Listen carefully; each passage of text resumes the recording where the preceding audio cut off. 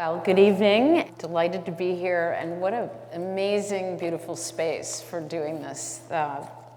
Really a pleasure to be here. And I'm thrilled, of course, when Ted asked me to talk to C Boyle, who I admire and fear in equal measure. Be fearful, Susan. Watch out. Afraid. Be afraid. So we want to talk about a lot of stuff, and TC and I were actually in Minneapolis together a couple days ago. My husband's here, I shouldn't have said that. And we decided really what we want to do is just talk about dogs tonight. Okay, that's my opening, Susan. I do not have a German Shepherd because I might have. Now, I just do what my wife tells me. Her mother was German and spoke German in the house. However, her father was Hungarian and spoke Hungarian in the house. So instead of a nice German Shepherd, we have a Puli. A raggedy Puli. That's pretty neat. Who I love. I mean, once you have the dog, you have to be pretty cold-hearted. So that's interesting. Isn't the dog in your book a Puli? Yes. This is the beauty of fiction, Susan. Kucha reappears, reanimated in this book.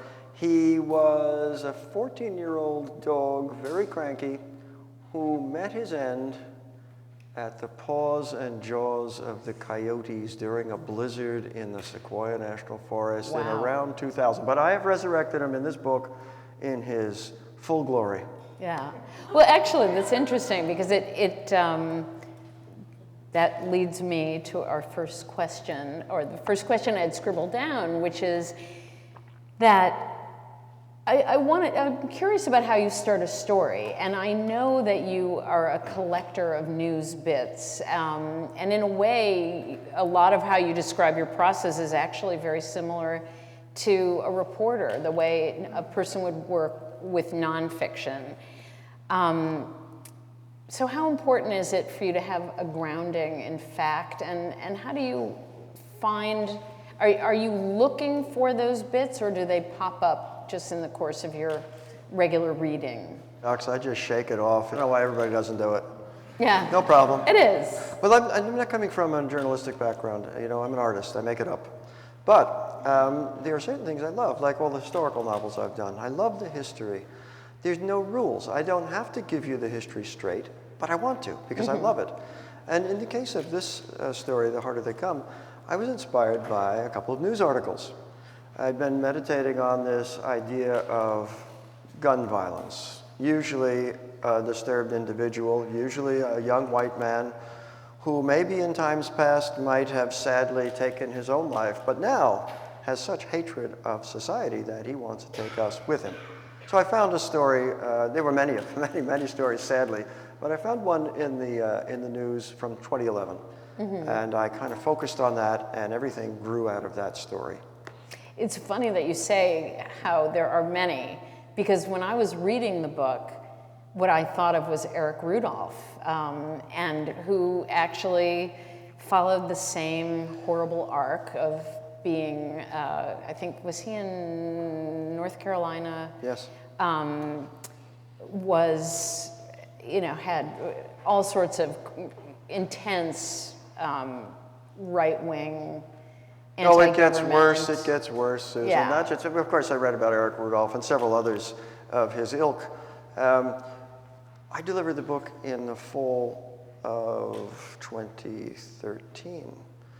Last May, I was in New York at a birthday party of some friends in a sylvan place out in the woods and a lake and so on. Oh, the world is beautiful. My phone began buzzing. People were calling me from where I live in Santa Barbara, wondering if I'm okay. There was a shooting in Santa Barbara, eerily similar to what I'd written about.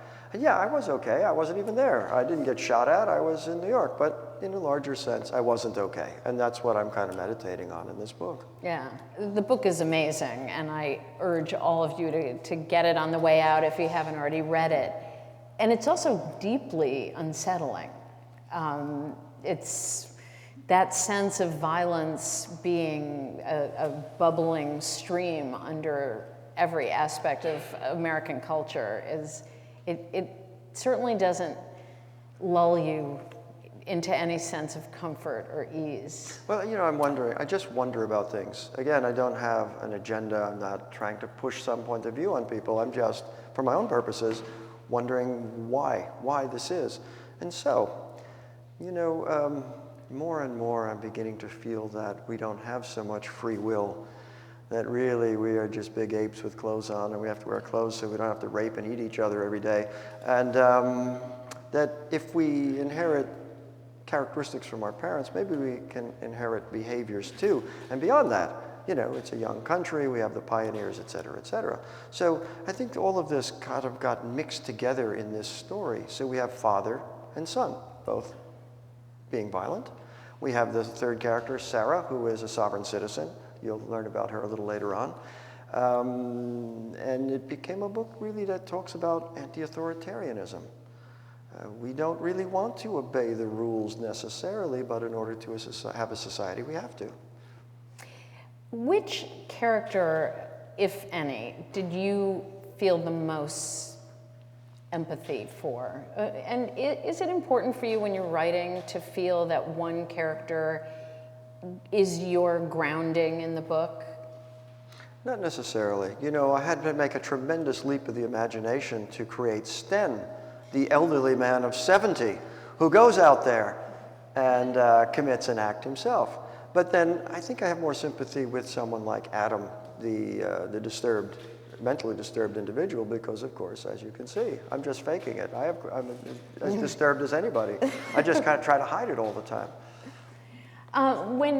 When you sit down to write, and you are a person who's written a huge number of short stories as well as novels, how much do you know before you begin to write? Do you know if the idea that you have is going to take a long form? Do you know that it will have multiple narrators? Or how much of it is coming out as you're writing? The only thing I know is that eventually someone will send me a check. When I first moved to town, I met Harry shortly after that. I was reading in the LA Times about Christopher Isherwood, who was then living in town, and you know, the reporter gushed over him, Mr. Isherwood, you know, you wrote the Berlin stories, you've known all these celebrities and so on. You look back on your career, what gives you the most satisfaction? And he said, getting checks in the mail. No, I'm sorry, I don't mean to be too frivolous, although I like frivolity, I really do. I don't really know what it's going to be. I just follow it. In the case of this book, The Harder They Come, you know, we have the reference to Jimmy Cliff, his reggae song. This book opens in Costa Rica, on the east coast of Costa Rica. And it's a proposition. The harder they come, the harder they fall. It's like a challenge. And then I also had this wonderful quote from D.H. Lawrence. The essential American soul is hard, isolate, stoic, and a killer. It has never yet melted. Well, that's a proposition. Is this true? And so I'm writing the book to find out. Mm-hmm. And what's your conclusion? Yeah, I love this. Well, the journalists say, what's your conclusion? Yeah. The conclusion basically is the book. You know, I can't interpret or impose my interpretation on the audience. They have to do their own thing. I remember one time on one of the German tours, talking like this, and some guy raises his hand. He says, "Yes, Herr Boyle, but what is your conclusion? What is your point?" And I just held up the book. This is it, you know? You have to decide for yourself. It's a meditation on this violence, and it has several elements that, to my mind anyway, seem to come together for the benefit of this one-on-one wonderful thing we writers have with each individual reader. So you can't really legislate for the readers. You can't push anything on them. You have to seduce them into entering this world, just as we do each day when we're in this fugue of writing. Yeah. So being a fundamentally lazy person, and I know Ted caught me out on this today, I asked on Twitter what people would ask you if they were here tonight. And one person, and actually I got some great questions. I rather than cheating, I would prefer to call this crowdsourcing. So someone said, ask him to talk about these narratives about idealists confronting the narrowness of their own worldviews. I thought that was actually quite interesting. Yeah, I'd like to have better news. Since we have no water, you think you've got it hard? In a little town near Santa Barbara where I live, we have been on a 30% mandatory reduction since last February, a year ago. There's just no water there. And it's my fault entirely because, if you recall, I wrote A Friend of the Earth back in the year 2000 about global warming projecting to 2026. Well, I was wrong. I should have projected to 2015. It's here, folks. It's over. Yeah. You know, no, it's new to you. I mean, you probably have lawns and everything. What we're doing now is my wife and I, we bathe once a week together in the bathtub. Then we wash the clothing in that water, use the rest to boil the spaghetti, and throw what's left over on the roses. You know? Had I not written that book, it'd be raining right now. So I hope to make it up to you eventually. This was somebody else on Twitter, and I have to agree with this. Your sentences are always beautiful, even when you're describing something not at all beautiful, like, say, a hangover. I'm curious about you and your process of writing a sentence. And I'm wondering, because this is something that I've started doing, are you somebody who notes and has a toolkit of words that you store up? Sometimes, images? depending on the subject, so that, you know, if it's about architecture, like the Frank Lloyd Wright book, or about the enema machine of Dr. Kellogg, of course I'm using terminology germane to that. Let me ask you a question. When you're writing, are you listening to music? I used to, and I don't anymore. How come? First of all, and this is the truth, I would spend so much time deciding what I wanted to hear that it just became another form of procrastination. Now I spend that same amount of time choosing my font. Good Lord, Susan, you're crazier than I am. Believe me, I am. But you're a lot more productive than I am. So. Well, I ask because I have never written anything without music going. It gives me a rhythm in the background. What do you listen to? I listen to classical music and the jazz of my youth, John Coltrane and that sort of thing. And I can listen to opera. You know, I listen basically pretty much all day long lately just to Mozart's Requiem, because that's how I feel. Just something in the background that doesn't have English lyrics, so that it doesn't distract me. And back to the question about the sentences have to have a beat and a rhythm to them. So not only do I listen to music while writing, every day when I'm done, I read aloud to my wife, and not so much that she will say, oh shit, that's terrible, you got to change that, or, you know, just to hear it. Because I want to hear how it sounds out loud. It's very important to me. So maybe that has something to do with how these sentences evolve. Yeah, well, I feel it as I'm reading your work. It runs on a subconscious level as you're reading, that there is a rhythm that moves you in a very particular way at a particular pace. I remember a few years back, and I won't name the magazine, but a commercial magazine was running one of my stories. Okay, always, they just run the story. But last minute, some copy editor called me up. He said, look, you know, we got to put this ad in, and we want you to cut these sentences out. And I said, okay, call my agent. Because I would rather kill everybody in the magazine and eat them than change one word, because they don't understand that it ruins the beat of not only that sentence, but that paragraph and the whole story. You know, it's not as if it's composed randomly. Right. It's all organic. It all has to flow in a symphonic way, you know? And this is why I'm listening to music all the time while I'm doing it. So do you edit yourself as you're working? Constantly. I'm a complete nutball fanatic, and I rewrite and rewrite and rewrite. So that what I turn in is almost exactly what you get in the book. I don't collaborate with the editor so much. Do you do a full draft and then revise, or are you revising every day, day by day, step by step? That when it's done, it's done. There'd be a day, 3 or 4 days of reading through and making little adjustments, and then that's it. The hardest thing for me, incidentally, in a novel is adding up all the times you've said, and 2 weeks later, because you have to make sure that chronology is correct, you know, and you really can screw that up. Right. Actually, this is maybe a perfect moment to ask you to read a little. I'm just going to give you a little taste. This, as Susan has pointed out, is a dramatic book, and it is largely non-comic. However, I'm going to read you something that you may find amusing. I don't want to put you to sleep. I did notice a couple of people in the back row already snoring. Wait a minute. I'm scanning the audience here. No, they look lively. Okay, great. They do. Anyway, this is the introduction to the second part of the book. What we have is three main characters. We have Sten Stenson, who you may have read in, it's part in Harper's last month. He is an old man, as I said, on a cruise.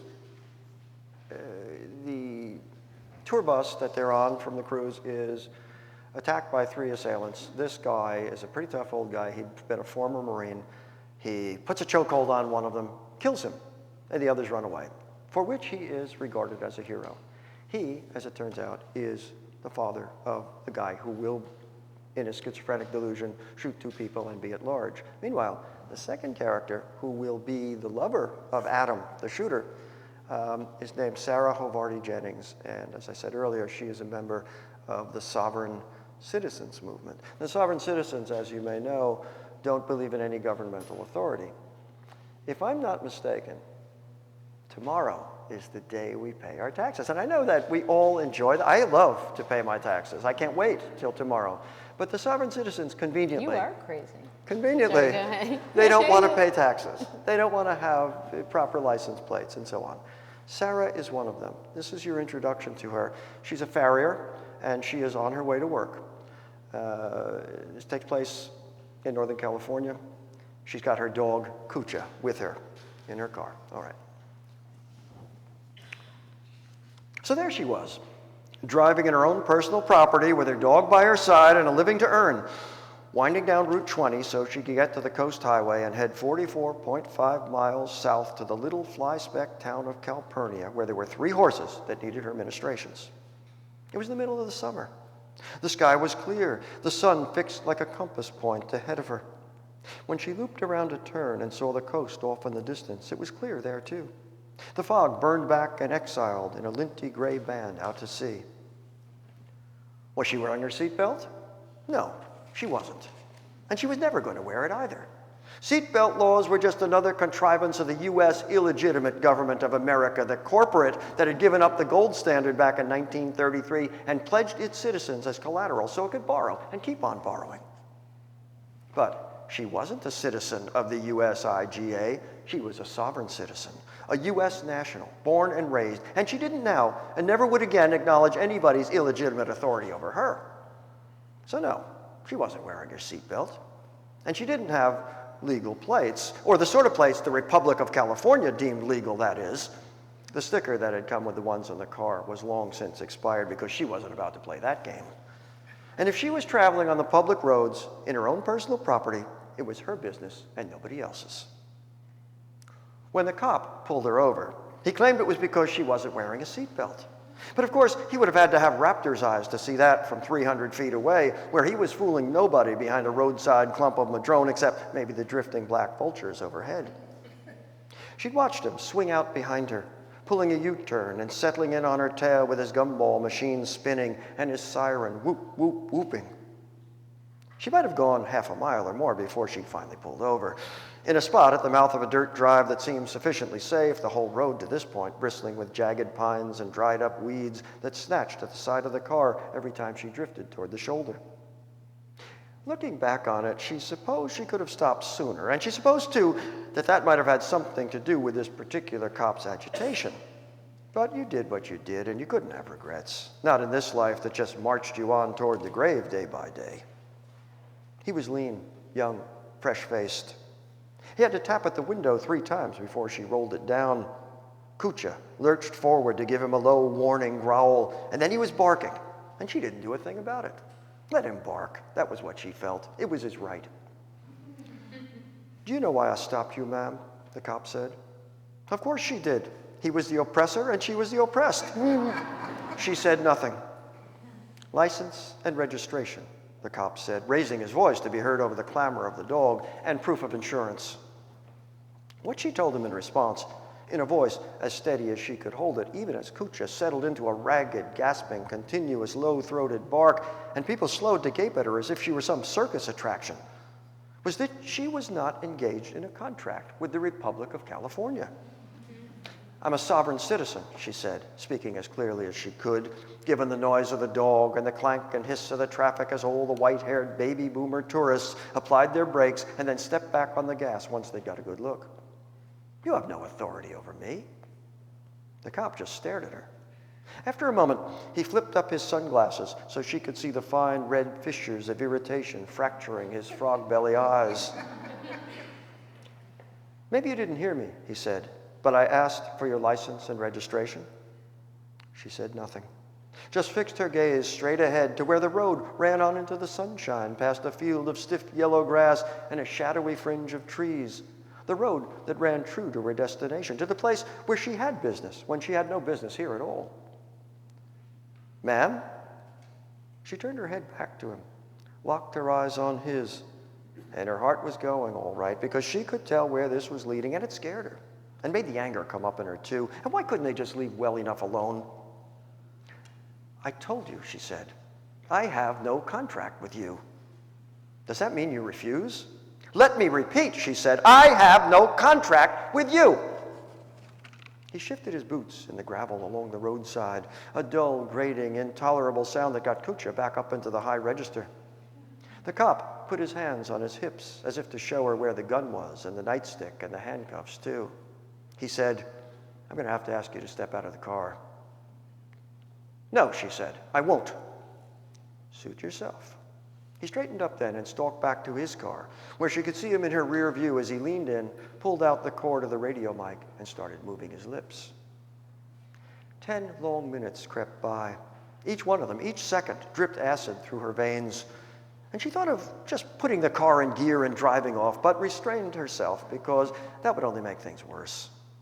Kucha, he was a pulley, a white pulley, settled into the discolored basket of his dreadlocks and fell off to sleep, thinking the threat had passed. Foolishly. But then he was a dog, and dogs had other concerns.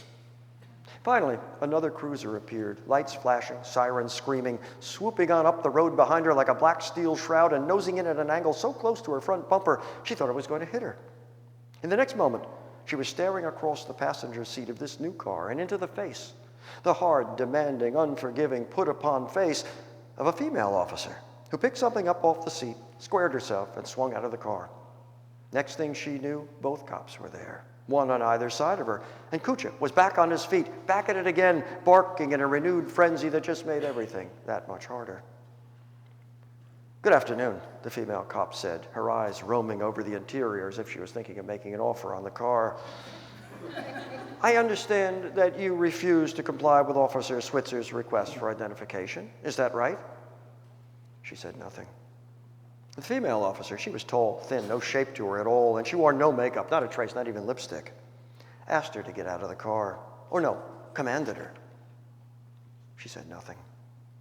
Just to be sure you understand me, the male cop cut in. Now, he was stationed by the passenger side window, leaning in so he could watch her. And if that didn't make her feel paranoid, she couldn't imagine what would, because this was like being squeezed between two pincers. And it was wrong, intolerable, a violation of every natural law there was.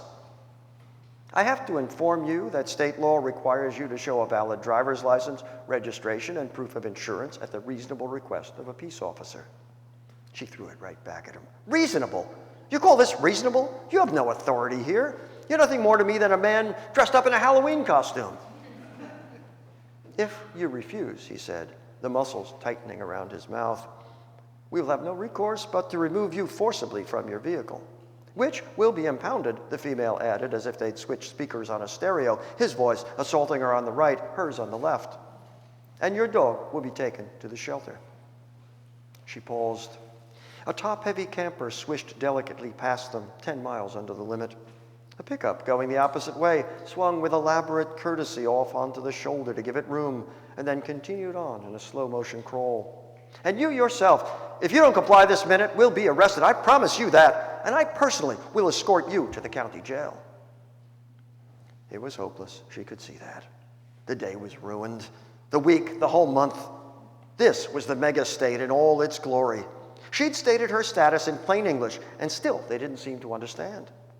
Well, they could go to hell, all of them. She started screaming then, calling them every name in the book, shouting, TDC, TDC, threat, duress, and coercion, over and over again. Even as the female forced open the door and took hold of her by the left arm, and Kucha, good dog, faithful dog, went right at her. Thanks.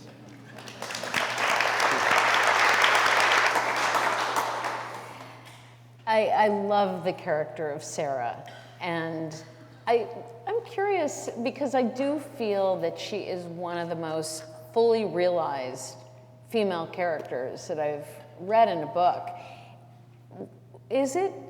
What sort of mental leap is it to be writing a fictional female character? Wear a wig, a skirt, and black tights. It just comes naturally. Yep.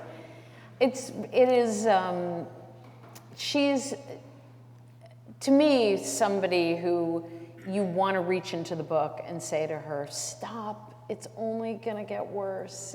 You see her spiral, and there's a lot of, I think, tenderness that is written into her character, even though she's annoying and has crazy notions. Yeah. She's immensely sympathetic.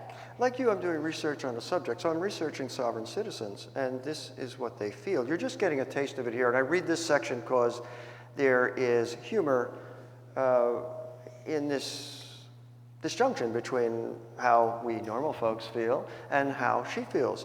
And I like what you're saying, Susan, because this is a comic moment for that reason, but as we progress and get into her point of view, she falls in love with Adam. She truly is a sympathetic person in some ways once you get to know her. So far, we don't know her yet, and she's somewhat of a figure of fun here because she is so far from what an organized society is going to require of her. Mm-hmm. And yeah, and you almost think, oh, please, come on, you're in your own private, personal property, and it's almost absurd. And then you do feel a tremendous sadness. And also, it's kind of funny when you think that the relationship between her and a much younger schizophrenic, yet it brings out all of these feelings like, oh, they can work it out. They can, just sit down and talk about it, even though it's the most catastrophic relationship. It is, but it's also a love relationship. And what's interesting for me was to channel her and also Adam, schizophrenic. We get his point of view and how she sees him and how he sees her. It was fun to do that. And by the way, in the scene that ensues after this, I can give this much away. Actually, I'm going to read you the whole thing. She is bailed out, and she has to get the dog, but the dog has bitten the cop, so there has to be a 30-day quarantine, and the dog is in the animal shelter in Ukiah. And she's going up Route 20, back up Route 20, and she sees this guy hitchhiking along the road who looks vaguely familiar to her. He's muscular, he's got a shaved head, he's wearing fatigues. And of course up there, where there's still a little bit of a hippie ethic, they do pick up hitchhikers occasionally. So she picks him up, and he's strange. He's very strange, and he's hard to talk to. And yet, there's a sympathy because they both have the same kind of detestation of the state, of the cops, of anything that would impinge on their freedoms. And they make a bargain. Where is he going? Well, he's going to the Big Five in Ukiah because he's got a buddy there who's going to give him a lot of free shit that he can take out into the woods because he's going to live primitively forever, and be a mountain man, and never come back to society. And she says, all right, I'll take you there, but you've got to do something for me too. And what that is to, in his altered state, go into the animal shelter, distract the people at the desk while she sneaks around back and steals the dog back. So here's the extent of my research for that. I went to the animal shelter in Ukiah. Now, with my wife. I am a very sensitive person. I have a deep soul. My wife was born without a soul, and she is insensitive, totally insensitive to any of this. So she's able to stand a lot more than I can. I can make it up, but I don't want to really know it. So you go into the animal shelter. It's a big place in Ukiah, a big animal shelter. First thing you see are the cats Because nobody wants the cats. So the cats, no, it's true. No, I'm sorry to say this. It's true. And there's like 8 cats, and they all have and these little hammock cage things, and they've got little toys and name tags, and they're so cute and everything else. All right, you go by the cats, there's a door that opens into where there's like 50 dogs. They're all beautiful, they all are dying to get out. I couldn't spend more than 10 seconds in there, where of course my wife is petting them and going through. Meanwhile, in my funk and misery, I walked round back to where the furnace is. Oh.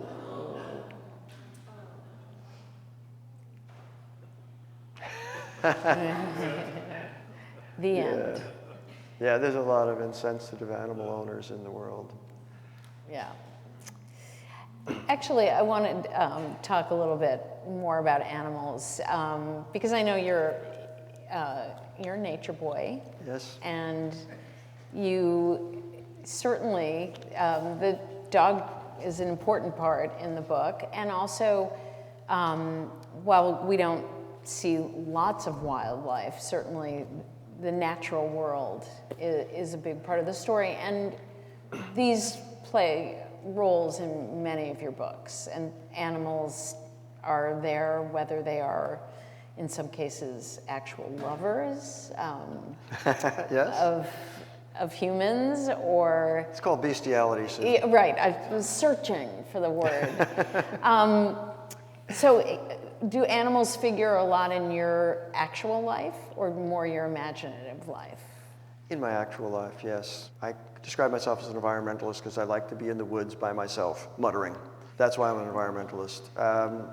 I was saying to somebody earlier before we started this program that I could have been very happy as a field biologist, and might have been if it weren't for mathematics. Oh. And now here I am being a writer instead, because I just couldn't get past that, you know, to go into the sciences. Do you really think that's what you would have done? I would have been perfectly happy. When I wrote When the Killing's Done, incidentally, which some of you may know about, it's about the ethics behind the removal of invasive species on the Channel Islands. I thought, man, if I could get to talk to some of the biologists, that'd be great. I got to become friendly with them and go with them on their rounds and see the little dwarf foxes and skunks as we're trapping them and removing their collars and measuring them and so on. It is just fascinating to me. Yeah. So that would, had you not had to do the math part of it? Oh, I don't know. It's a maybe if. I'm perfectly happy dreaming all day on the page and giving it to you. Yeah. Does it come just naturally that you're going to end up in your books having the natural world as part of, I mean, in the case of this book, it's a character, really.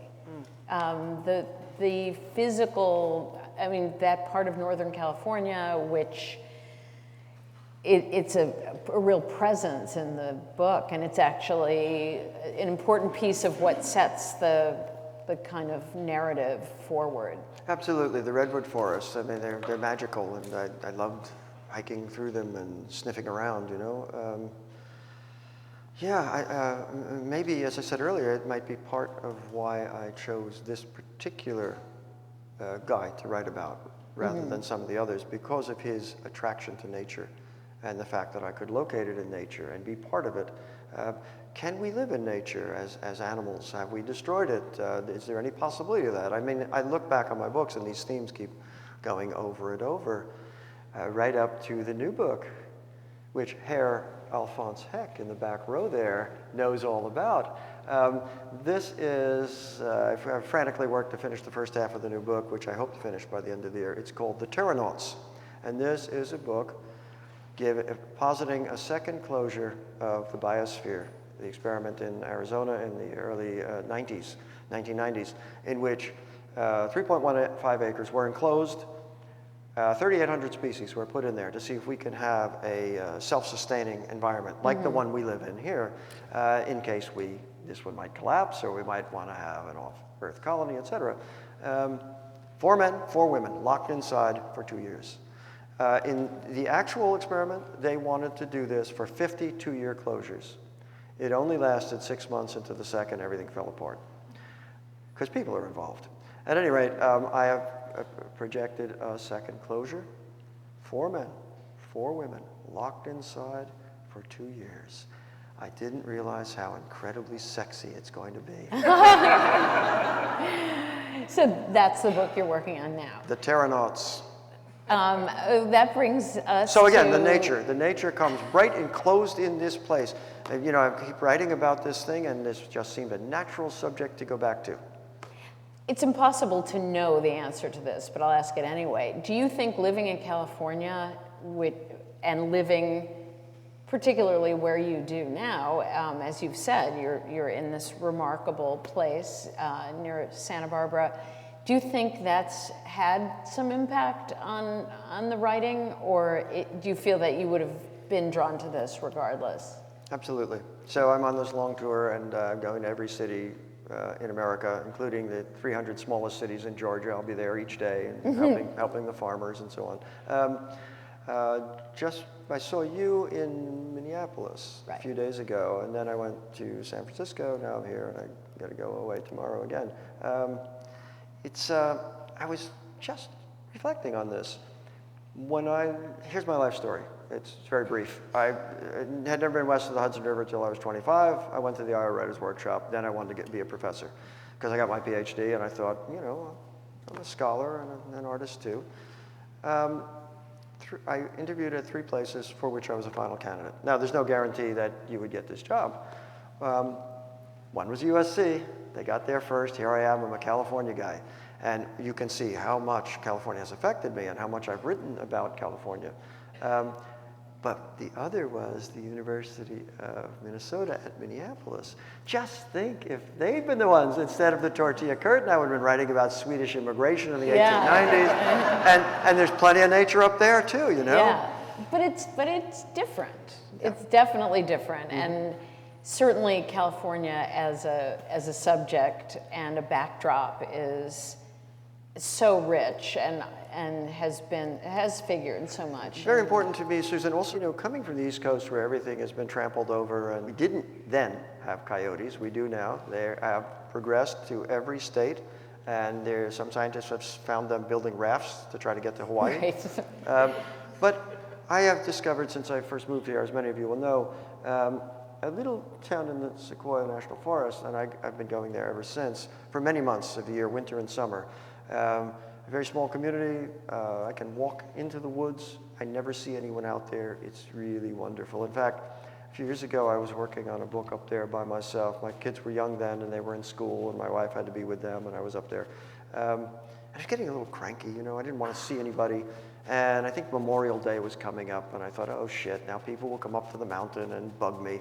So I was done with work, and I was walking to my favorite waterfall. There used to be water. There used to be rain in those days. And sure enough, on this logging road that I had to cross, I heard a car coming around the bend. So I just hid in the bushes till they went by. So yes, California's given me a kind of wild nature. I mean, I've had encounters with the bear and the mountain lion up there. I go into the woods like a child in awe of just nature is still there, this pulse of this great planet. You know, it's dark at night, it's black at night, it's wonderful. But of course, like Adam, I'm attached to civilization too. He wants to be a mountain man, and yet he has to go to Sarah for food, for sex, for medicine. And Big Five for And Big supplies. Five to get supplies. I mean, it's hard for any of us to be a true mountain man like John Coulter, his hero. You know, the story of John Coulter gives this an historical dimension. Adam's hero is John Coulter, famously of Coulter's Run, which I had remembered from elementary school. So, early 1900s, men in Boston, London, Paris, Berlin, Luxembourg, wore these top hats made out of felt from beaver fur, and the beavers were all beavered out, so John Coulter was one of these mountain men who went into Indian territory to get the beavers. Well, the Indians weren't happy about this, and they caught John Coulter one day, and quite famously, they stripped him naked, and they were deciding, how shall we torture him to death? Should we strip his skin off and make him eat it and laugh at the same time? Should we set him on fire? What are we going to do? So on this particular day, they felt, let's have a human fox hunt. So he's naked. He's got no shoes on.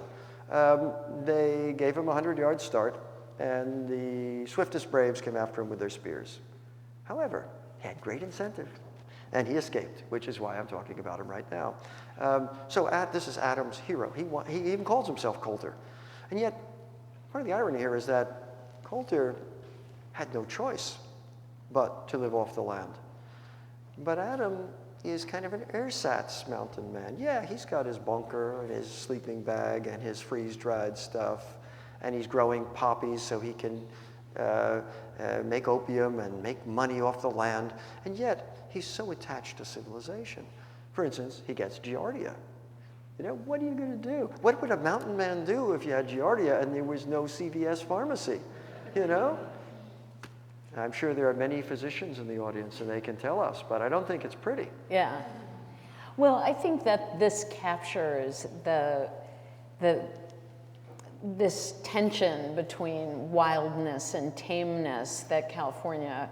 It's funny, as I was heading over here, I was listening to the story about P22, the mountain lion who's been sleeping in someone's crawl space in Los Feliz, and it really made me think that's a C Boyle story. Fascinating. And you know, there's not a lot of good news. I'm sorry, I wish I had better news. However, there is this. We stopped hunting deer in the East Coast. So, and all of you are, I'm sure, aware of this. The deer are like rats. They're everywhere. There's no natural predation. Mountain lion was run over in New Hampshire last year. I mean, they were originally there in every state, and they're coming back. I mean, each one needs a 25-mile range to feed itself. And in our mountains here, I mean, they're not necessarily in Santa Monica Mountains, but you know, they haven't got enough space, so they are moving east furtively. Hallelujah, you know. On one hand, you think, wow, cool, a mountain lion. And then it's mentioned that he had to cross the 405 to get to Los Feliz. Right, and right at that one spot where the road goes up, and they're going to try to do a wildlife corridor. The animals are not that dumb. They will go through the corridor. So it's, you know, okay, so we're building a bullet train. I'm all for it, but maybe we could take just a couple of bucks and build a few tunnels so the animals can get across. Yeah. Sure. Well, that's that theme in the book, that tension between wild and domesticated, between, I mean, there are so many different loci of tension between fathers and sons, between heroism and cowardice. It's a kind of constant rubber banding between these poles that keeps you kind of anxious through a lot of the book. I know we're going to take questions. I have to ask you one more question that is just very important to me personally, and I think also to probably any writer, which is, how can you be so prolific? How do you do this? It is insane. It's really remarkable. How do you write so much and at such a high level? The answer is in this little essay on tcboyle.com, This Monkey, My Back, in which I likened this making of art to a kind of drug high.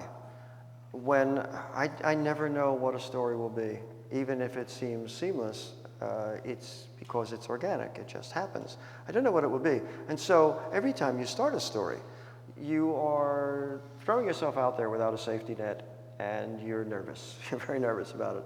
But it works, it comes together, and when it does, and you see that it's right, it's an incredible exhilaration, a high like no other except maybe a good drug high, a good cocaine high. But of course, like cocaine, then you crash.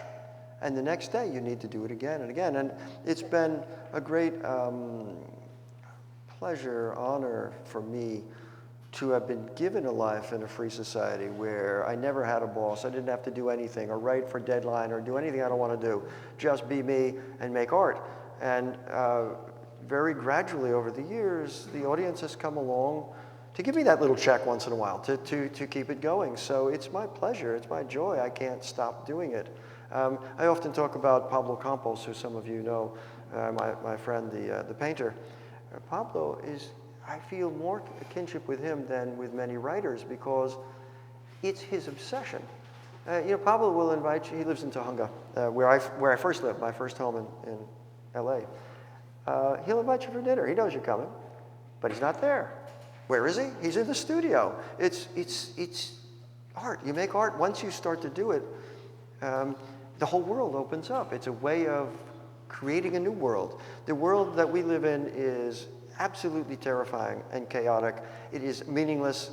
There is no God. There is no reason. There's no purpose. The only reason for life is to make more life. That's not satisfying for me. So I make my own world and dwell within it. And it's exciting, and I want to see what's next. I think that's actually a perfect and very eloquent place to take a break and take questions. And I think Ted will be manning the microphone so that everybody can hear the questions. Flannery O'Connor once wrote that, at least in her short stories, maybe not her 2 novels, that she looked forward to the inevitable but unexpected for her conclusion. Does that make sense to you? Yeah, I know that her method is similar to mine. She is searching for what's going to happen in the story, and this happens on the unconscious level. Again, this is why I don't write anything but fiction, because it's a discovery. It's a process of discovery. So yeah, I would agree with her totally. Anyone else? And that's why her stories are so unique and so disturbing and moving and so much a part of the inspiration that I got to become a writer in the first place. Who else do you read? Who do you turn to when you're wanting to just dig into a great piece of writing? Sometimes in a longer work, the exhaustion factor comes in and you're trying to keep it fresh and keep the language fresh, especially in the middle. I like to turn to old Bill Faulkner to remember what a real rant is like. And he helps me a little bit. That's a good one. Yeah. Anybody else? Don't be shy. Someone in the front here, Ted? Yeah, go ahead. Yeah, I'm curious, in your new book, is there going to be a positive ending possibly? Because it sounds like you're creating a microcosm of where we are right now. Okay. Will there be a strong dose of comedy? And do you think through Terranauts you might find us a way out of the enclosed environment we're creating for ourselves? What a great question. I hope so. I really hope so. But again, I'm only halfway through, and I don't know what it will be yet. It is comedic, but of course, it also has a very critical subject matter, you know? So it's like typical of many of my books. It makes you laugh, but in a way that is also a kind of internal grimace. I'm not sure how this will turn out. I will say that I'm doing it in a form that I've never tried before. There are 3 I narrators, one man and one woman who are enclosed, and a woman who didn't make the cut, and she's on the outside. And so with the I narrators, as in a book like this, where you get 3 points of view, these are I points of view. So are they trustworthy? You know, and is one version violating the second version, and so on. So I'm having a lot of fun with that too as I move forward. And when I see you here next time around, I'll be able to answer that question. That's great. My question is, mankind, good or evil? And how about man versus dog? One of my friends has said, who is a great dog lover, has said, dogs are much better people than people are. So I agree with him. I agree with him there. Wow.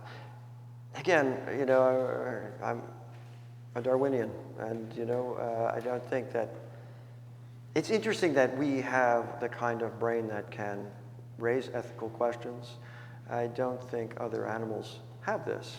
You know, again, the purpose of life is to reproduce more life, and that sometimes requires eating things, you know, and killing things. It's amazing that we can even be in a civilization. That's what this book is about. Can we have a civilization? You notice that the world right now, the world always is run by gangs and bully boys, you know. Look at all the societies that are broken down. And so is Sarah's point of view viable? Is Adam's point of view viable? Is it okay for Sten to, in self-defense, not simply disable someone, but actually kill them? He can't stop. He's a Marine. He couldn't stop himself. Turn it on, Semper Fi, this is it, you know? All these questions are being revolved in this. Is it okay to be like Coulter and live wild? Kill and be killed? I don't know. I mean, I'm just trying to resolve all these questions. I don't know if we can answer your question without all taking a couple of more philosophy courses. Hey man, have your books ever been read, do you know, by your marine biologist sort of cohorts as either fiction or as text even, as sort of parables or satirical takes on the world's eventual demise? Yeah, I will say that since I wrote When the Killing's Done, which is specifically about a biological question, and an ethical biological question actually, should you remove the invasive species? Yes or no? I had many, many biologists attending things like this. I don't know if there are some here today, probably are.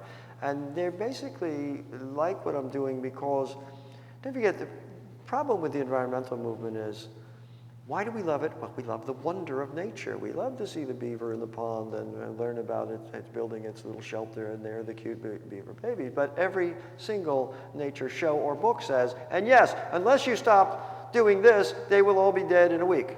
So it's a bummer, and they're pushing something on us. In fiction, many of the biologists have come to me and said, well, you're telling what we want to get across, but you're doing it in a seductive way. That's great. But of course, I don't push an issue. I wrote a book like When the Killing's Done to kind of resolve the question for myself.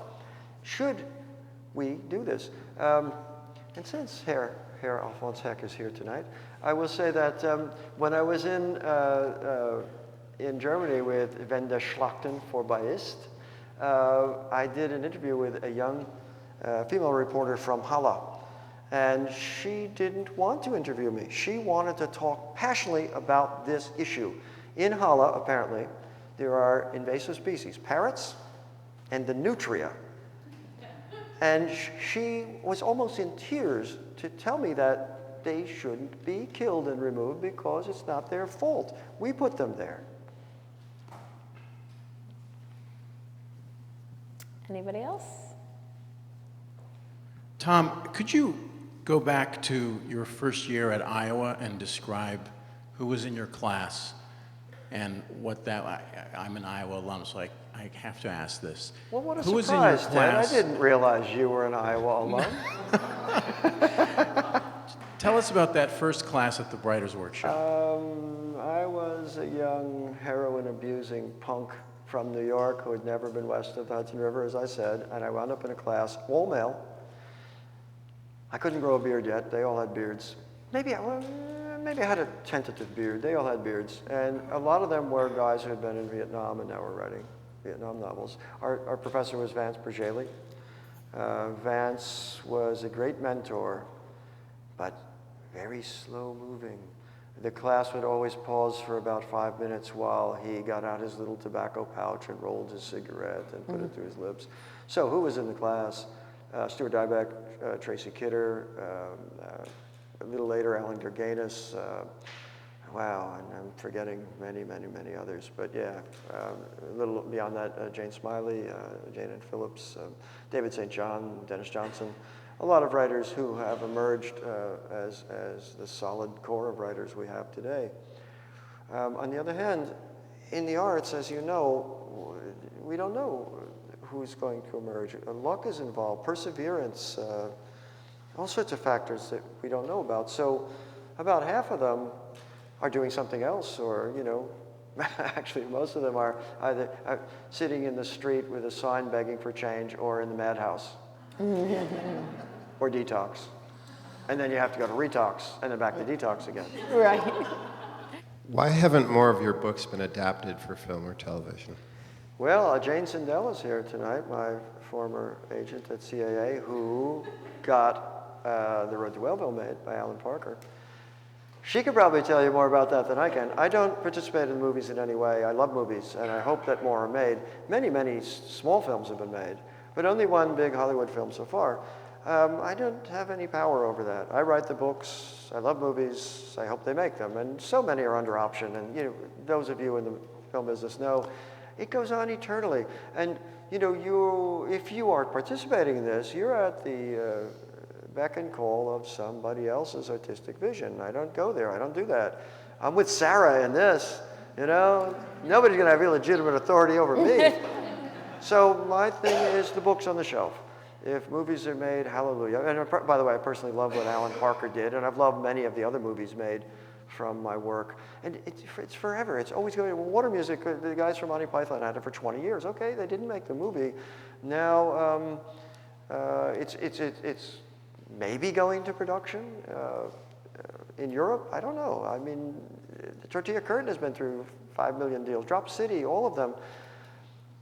I often say, and it's not entirely a joke, that you don't know if the movie's actually going to happen until you're in the theater and you got the bucket of popcorn between your legs and there it is, you know? So, in short, I don't know.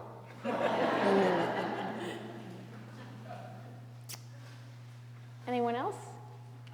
Oh, I think one more up here. Tom, being a friend of the earth yourself, what's your feeling on the old-fashioned wood pulp book versus digital? Well, I basically like to read an actual book. However, the Kindle is good for when you're on tour as I am now because every ounce counts. You know, they think that I'm a prima donna because I don't carry a pen on tour. It's too heavy, you know, for Christ's sake. No, I love books. They're wonderful, but of course they're not truly environmentally sensitive. In my basement lab, I'm working on edible paper. So you can literally digest the book. That's next. That sounds delicious. And actually, it's very funny because a friend of mine just published a book called Delicious Foods. So that would be a perfect book. You eat it. As your first Sure. You edible salivate book. over the recipe and then you eat the book. Right. I think that we've got all of your questions.